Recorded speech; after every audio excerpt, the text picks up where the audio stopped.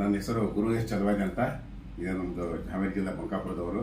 ನನ್ನ ಧರ್ಮಪತ್ನಿ ಶ್ರೀಮತಿ ಪುಷ್ಪಾ ಗುರು ಚಲವಾದಿ ಅಂತ.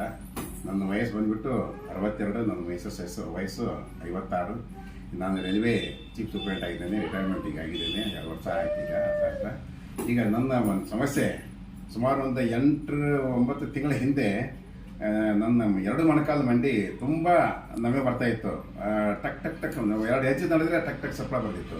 ಆಮೇಲೆ ಭಾಳ ಭಯ ಪಡ್ಕೊಂಡು ಏನು ಹಿಂಗೆ ಆಗ್ತದೆ ಅಂತ ತಿಳ್ಕೊಂಡು ಸಹಿಸಲಾರ ಸಂಕಟ ನೋವು ಆಗ್ತಿತ್ತು. ಆಮೇಲೆ ಹಾಸ್ಪಿಟಲ್ ತೋರಿಸಲಾಗಿ ನಮ್ಮ ರೈಲ್ವೆ ಡಿಪಾರ್ಟ್ಮೆಂಟಿಗೆ ಹಾಸ್ಪಿಟಲ್ ರೆಫರ್ ಮಾಡಿದ್ರು. ಹೋಗಿದೆ, ನೋಡ್ಕೊಂಡು ಅವಾಗ ಎಕ್ಸ್ರೇ ತೆಗೆದ್ರು.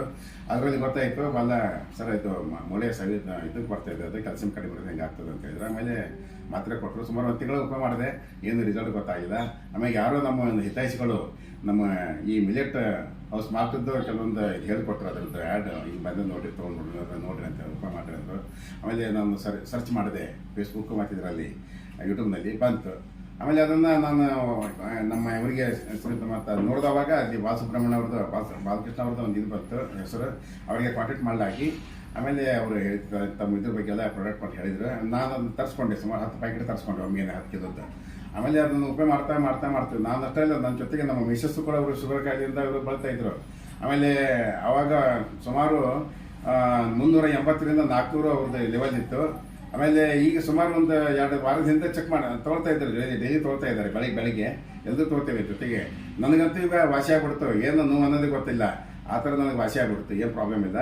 ಭಾಳ ಅಗದಿ ಲವಲವಿಕೆಯಿಂದ ನಗನಗ್ತಾ ಇರ್ತೇನೆ. ಮತ್ತು ಆಸಕ್ತಿಯಿಂದ ಮತ್ತು ನಮ್ಮ ಮಿಸಸ್ ಅವ್ರದ್ದು ಕೂಡ ಈಗ ಲೆವೆಲ್ ಮೊನ್ನೆ 1 ವಾರದ ಹಿಂದೆ ಚೆಕ್ ಮಾಡಿದಾಗ ಎಷ್ಟು ಬಂತು, ರ್ಯಾಂಡಮ್ ಆಗಿ ನೋಡಿದ್ರೆ ಚೆಕ್ ಮಾಡಿದ್ರೆ 84, 84 ಬಂತು. ಭಾಳ ಕಡಿಮೆ ಆಗ್ಬಿಡ್ತು, ನಾರ್ಮಲ್ ಬಂದ್ಬಿಡ್ತು. ಅಂಥ ಒಂದು ಇದರಿಂದ ಉಪಯೋಗ ಮಾಡೋದ್ರಿಂದ ನಮಗೆ ಒಂದು ಒಳ್ಳೆಯದಾಗಿದೆ. ಈ ಒಂದು ಮಿಲೆಟ್ ಹೌಸ್ ಮಾಲ್ಟ್ ಪೌಡರ್ದಿಂದ ಡೈಲಿ ತೊಗೊಳ್ತೀವಿ. ನಾನು ಮಕ್ಕಳು ನಮ್ಮ ಮೊಮ್ಮಕ್ಕಳಾದಿ ದಿವಸ ತೊಗೊಳ್ತಿದ್ದೇವೆ. ಅವರಿಗೆ ಒಳ್ಳೆ ರಿಸಲ್ಟ್ ಬಂದಿದೆ. ಯಾರು ಹೇಳ್ತಿದ್ರು ಅದು ಹಂಗಿದೆ ಹಿಂಗೆ ಅಂತ ತಿಳ್ಕೊಂಡು ಅದು ತಲೆ ಕೆಡಿಸ್ಕೊಳ್ಳೋದು ನನಗೂ ಮಾಡ್ಕೊಳ್ಳಿಲ್ಲ.